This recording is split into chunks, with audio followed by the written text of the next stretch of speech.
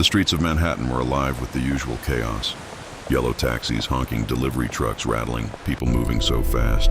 It was as if the city itself was breathing in a constant hurry. She walked among them, feeling like a ghost in plain sight. All right, little one, let's get you home. People brushed past her without acknowledgement, Shh, I've got you. their eyes glued to their phones or destination. Her worn coat, slightly too thin for the winter chill, did little to shield her from the biting wind. She hugged it closer, shivering, trying to make herself smaller, invisible, and yet she couldn't escape the ache of loneliness that weighed on her chest. Her name was Emily, a small, soft-spoken woman with tired eyes. She had learned over the years that in a city of millions, you could vanish without a trace if no one cared to notice you. Every day felt like a test of endurance, dodging the hurried crowds, avoiding harsh words, and ignoring the stares that seemed to judge her for simply existing. But today it felt heavier, almost unbearable. The cold air bit at her cheeks, and the gray sky pressed down, like a warning that she didn't belong here. Not really. She passed a hot dog cart, the smell of sizzling meat wafting toward her, mingling with the scent of exhaust fumes and wet asphalt. Normally such small pleasures might have lifted her spirits, but today even that seemed distant. Her stomach growled, reminding her that she hadn't eaten much since morning. Hunger was an old companion, persistent and uncomfortable, yet easier to ignore than the gnawing loneliness inside her. Then in the midst of the hurried crowd, something unusual happened. A sleek black SUV screeched to a halt near the corner, startling the pedestrians around. From the car a man stepped out, a tall, impeccably dressed figure in a tailored suit, his hair perfectly styled despite the wind. He cradled a small baby in his arms who yawned adorably, wrapped snugly in a pastel blanket. His presence seemed to slow the world around him. The crowd kept moving, but he was a small island of calm. He looked directly at Emily, his eyes holding a warmth she hadn't felt in years. No one had ever paused for her like that. No one had ever asked if she was all right, not even a passerby offering a fleeting glance. "Hey," he said gently, his voice carrying over the street noise without strain. "Are you okay?" Emily froze, startled. The question was simple, but the intent behind it was extraordinary. She opened her mouth to respond, but found no words. All her life she had been overlooked, dismissed, treated as though she didn't exist. And here was this man holding a baby.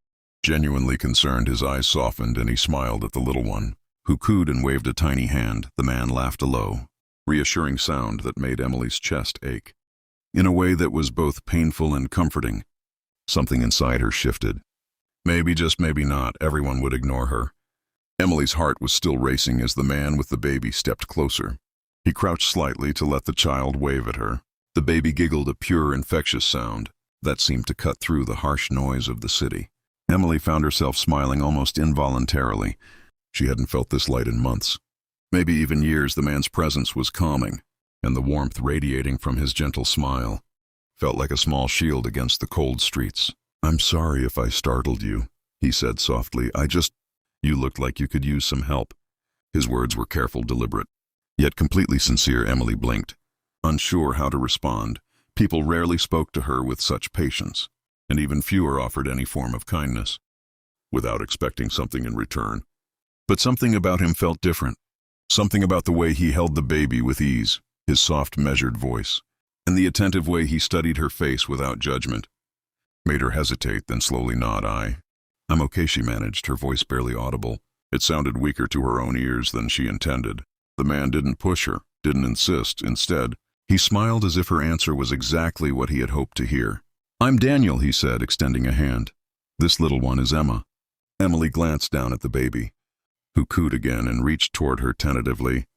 She held out a hand and Emma grabbed it with a tiny, trusting grip. The moment felt surreal in a city where no one ever stopped for her. A stranger had handed her an unexpected connection. "Emily," she whispered.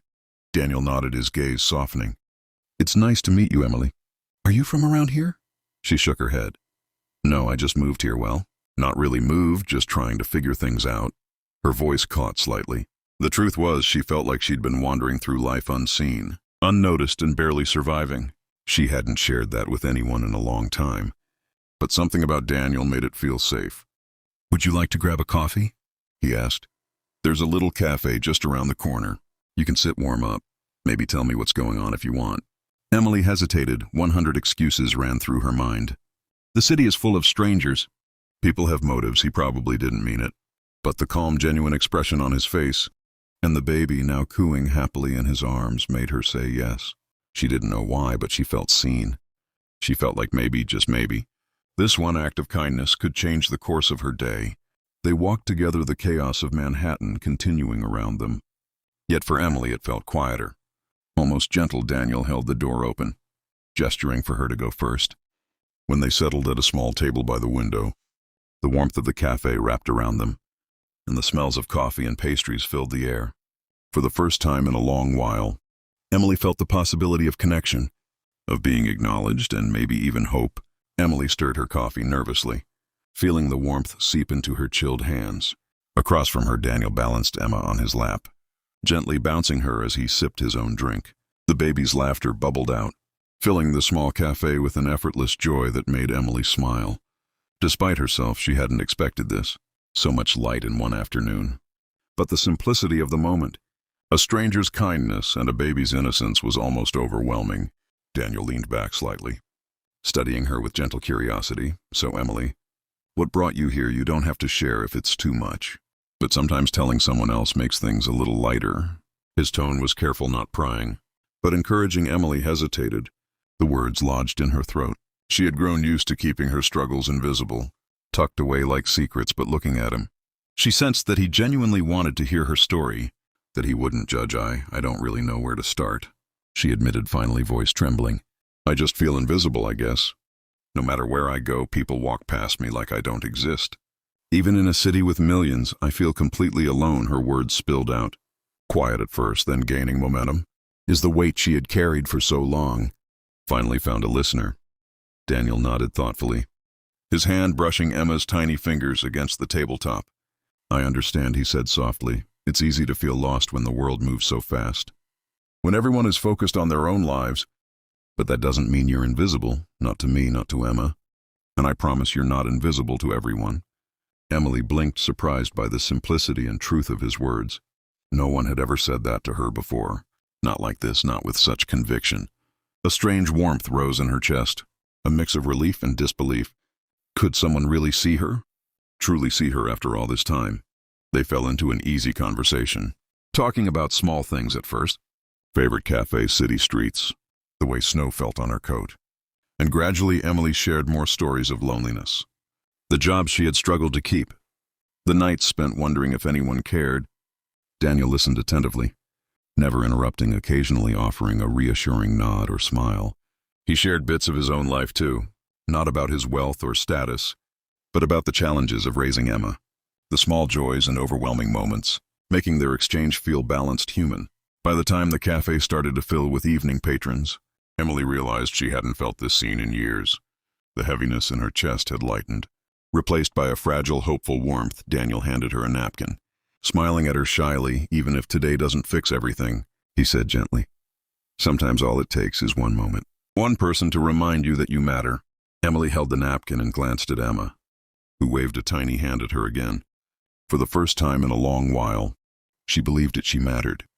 As the sun dipped below the Manhattan skyline, casting warm golden light through the cafe windows, Emily realized she had lost track of time.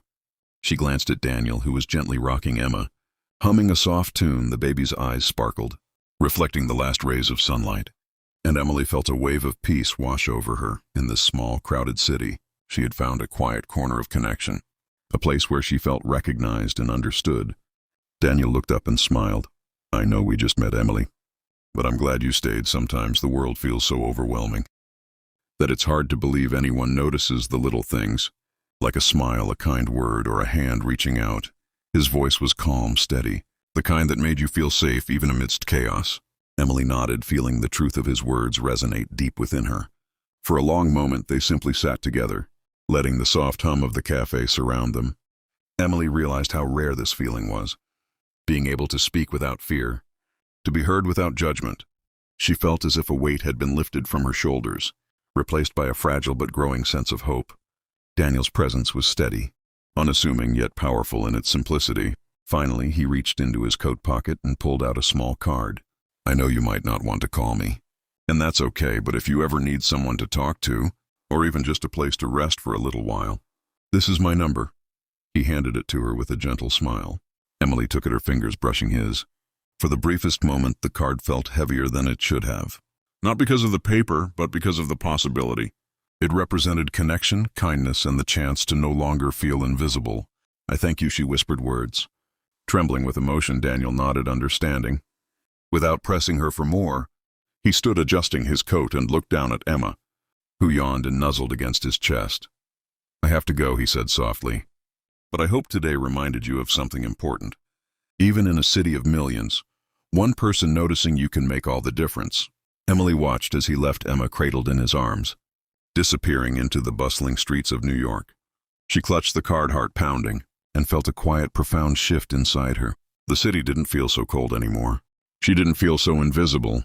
One simple act of recognition had altered the course of her day, and perhaps even her life. Stepping out of the cafe, Emily breathed in the crisp evening air. Her coat wrapped tightly around her, the city lights glimmered like distant stars, and for the first time in a long while, she walked with her head held high. The world was still vast and overwhelming, but she no longer felt alone. She had been seen, acknowledged, and remembered, and sometimes she realized that was enough to begin believing in the possibility of hope again. As she disappeared into the crowd, the card safely in her pocket, Emily smiled to herself. The encounter was brief, but its impact was lasting. And in a city that had always ignored her, she finally understood the quiet power of a single moment of kindness.